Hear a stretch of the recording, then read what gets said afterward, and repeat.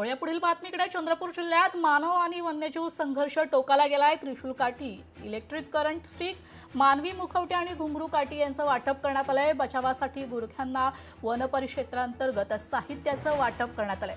चंद्रपूर जिल्ह्यात गेल्या काही वर्षात मानव वन्यजीव संघर्ष टोकाला गेलाय। वन्य प्राण्यांच्या हल्ल्यांमध्ये ग्रामीण भागातील लोक, विशेषतः शेतात काम करणारी लोक आणि गुराखी हे बळी पडतायत। यावर उपाय म्हणून सावली वन परिक्षेत्रांतर्गत येणाऱ्या गावांमध्ये गुराखी आणि ग्रामस्थांना त्रिशूळ असलेली काठी, इलेक्ट्रिक करंट असलेली स्टिक, मानवी मुखवटे आणि घुंगरू असलेली काठी यासह इतर साहित्य वाटप करण्यात आले।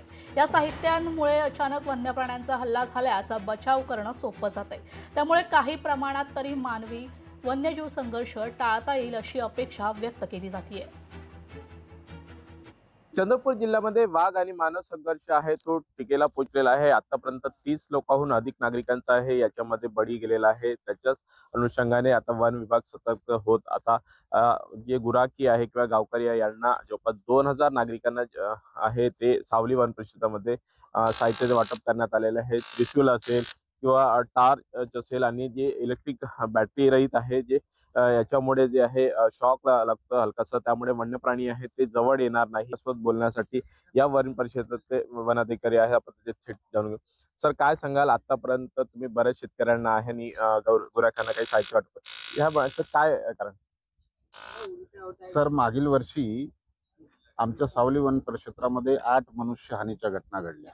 हा रेशो जो आहे वर्षभरात तो महाराष्ट्रात सगळ्यात जास्त रेशो होता आणि त्यामुळे जनतेमध्ये वारंवार खूप मोठा आक्रोश निर्माण होत होता। वन विभागावरती रोष निर्माण होत होता, असहकार्याची भूमिका निर्माण होत होती। म्हणून यावर्षी आम्ही